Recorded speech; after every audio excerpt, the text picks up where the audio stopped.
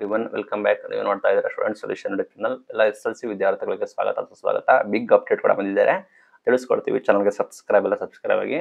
ವಿದ್ಯಾರ್ಥಿಗಳಿಗೆ ಪರೀಕ್ಷೆಗೆ ಅವಕಾಶ ಇಲ್ಲ ಅಂತ ಅನೌನ್ಸ್ಮೆಂಟ್ ಮಾಡಿದ್ದಾರೆ.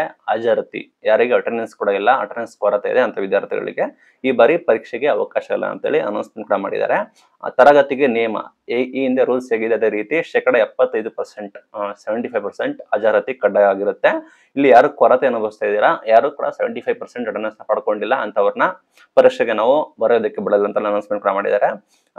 ಈಗ ಗೊತ್ತಿರೋಗೆ ಕಳೆದ ಬಾರಿ 2024ರಿಂದ ನಿಮಗೆ 3 ಪರೀಕ್ಷೆನ ಅನೌನ್ಸ್ಮೆಂಟ್ ಕೂಡ ಮಾಡಿದ್ದಾರೆ. ಮೊದಲ ಪರೀಕ್ಷೆಯಲ್ಲಿ ಯಾರೆಲ್ಲ ಕಡಿಮೆ ಅಂಕ ಬರುತ್ತೆ ಅವ್ರು ಬೇಕಾದ್ರೆ ಇನ್ನಷ್ಟು ಅಂಕ ಪಡೆದುಕೊಳ್ಳೋದಕ್ಕೋಸ್ಕರ ಬೇಕಾದ್ರೆ ಇನ್ನೆರಡು ಪರೀಕ್ಷೆ ಕೂಡ ಬರೀಬಹುದು. ಇನ್ ಕೇಸ್ ನೀವು ಫೇಲ್ ಆದ್ರೂ ಕೂಡ ಇನ್ನೆರಡು ಕೂಡ ಪರೀಕ್ಷೆ ಬರೀಬಹುದು. ಹಾಗಾಗಿ ಹಾಜರಾತಿ ಕೊರತೆ ಕಾರಣಕ್ಕೆ ಮೊದಲ ಪರೀಕ್ಷೆಯಲ್ಲೆಲ್ಲ ವಂಚಿತರಾಗ್ತಾರೆ. ಅವರು 2 ಪರೀಕ್ಷೆಯಲ್ಲಿ ಅಂದ್ರೆ ನೀವು ಯಾರೆಲ್ಲ ಅಟೆಂಡೆನ್ಸ್ ನ ಪಡ್ಕೊಳ್ಳಲ್ಲ, 75% ಇರೋದಿಲ್ಲ, ಅವ್ರನ್ನ ನೆಕ್ಸ್ಟ್ ಉಳಿದ 2 ಪರೀಕ್ಷೆನ ಬರ್ಕೊಳ್ಳಿ ಅಂತ ಹೇಳಿ ಈ ಹಿಂದೆ ಬಿಡ್ತಾ ಇದ್ರು. ಬಟ್ ಈ ಬಾರಿ ಏನ್ ಮಾಡ್ತಾ ಇದಾರೆ ಅಂದ್ರೆ ನಿರಾಕರಣೆ ಮಾಡಿದ್ದಾರೆ.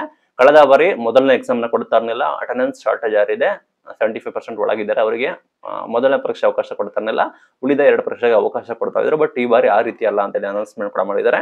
ಈ ಬಾರಿ ನಿಮ್ದು ಅಟೆಂಡೆನ್ಸ್ ಇಲ್ಲ ಅಂದ್ರೆ ನೀವು ಬರೋಬ್ಬರಿ 3 ಪರೀಕ್ಷೆ ಕೂಡ ಹಾಜರಾಗೋದಿಲ್ಲ ಅಂತ ಹೇಳಿ ಅನೌನ್ಸ್ಮೆಂಟ್ ಕೂಡ ಮಾಡಿದ್ದಾರೆ. 75% ಕಡ್ಡಾಯ ಇರಬೇಕಾಗುತ್ತೆ.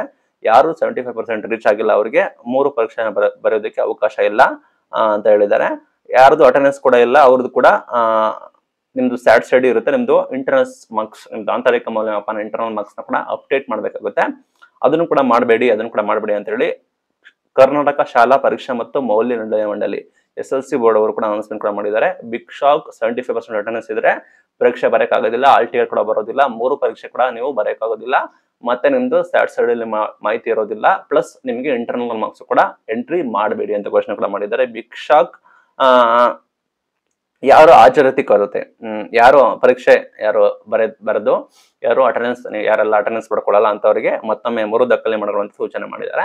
ಮತ್ತೊಂದು ಬಾರಿ 1 ವರ್ಷ ಓದಬೇಕಾಗುತ್ತೆ ಅಂತ ಹೇಳಿ ಘೋಷಣೆ ಕೂಡ ಮಾಡಿದ್ದಾರೆ. ಇನ್ ಕೇಸ್ ಯಾರು ಫೇಲ್ ಆದ್ರೂ ಕೂಡ 3 ಚಾನ್ಸ್ ಇರುತ್ತೆ, ಅಲ್ಲೂ ಕೂಡ ಫೇಲ್ ಆದ್ರೂ ಕೂಡ ಅವರು ಮತ್ತೊಮ್ಮೆ 3 ಅಡ್ಮಿಷನ್ ಮಾಡ್ಕೊಳ್ಳೋಕೆ ಮಾಹಿತಿ ಕೊಟ್ಟಿದ್ದಾರೆ.